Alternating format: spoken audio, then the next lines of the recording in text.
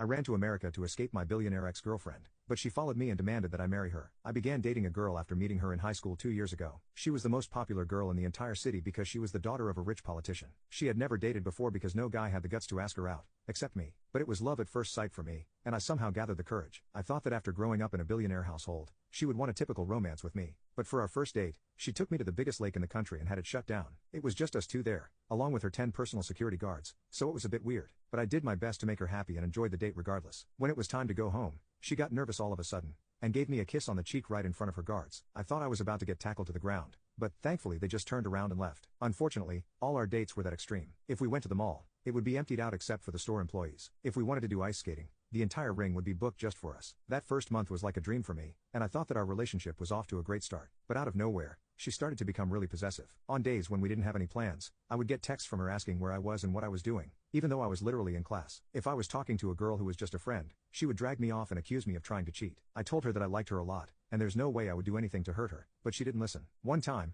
I was put in a project with a random girl from class, so we had to spend a lot of time together. My girlfriend would ask me for updates every 15 minutes, and get mad if I didn't answer her texts. Now, I was taking our relationship slow, because this was her first time dating. But on our 3-month anniversary, she came to my house uninvited and forced herself on me. My parents weren't home at the time, but I really didn't want my first time to be like that. I resisted and told her I didn't want this, but she kept on insisting. Since I couldn't physically force her off me due to fear of injuring her, I just let her do it. It wasn't a pleasant experience for me because she also didn't let me use protection. After that day, I didn't want to be with her anymore. I brought up the subject of breakup a few days later, and she didn't take it well. She began accusing me of using her body and then dumping her, and started calling me a scumbag. I desperately tried to explain that I didn't feel comfortable with what she had done, but it was of no use. In the end, she managed to convince me to keep dating her, but her possessiveness now turned into insecurity, and she would never leave me alone. She would bunk her classes to come sit with me at school, and follow me all the way to my home. It was very awkward because her security would also be there, and I had no space except for when I was sleeping. After a few weeks, I was just exhausted being like this, and once again, asked her for a breakup. However, this time she went beyond my expectations. She began saying that I had never loved her in the first place, and would end her life if I broke up with her. So once again I was unable to get out of the relationship.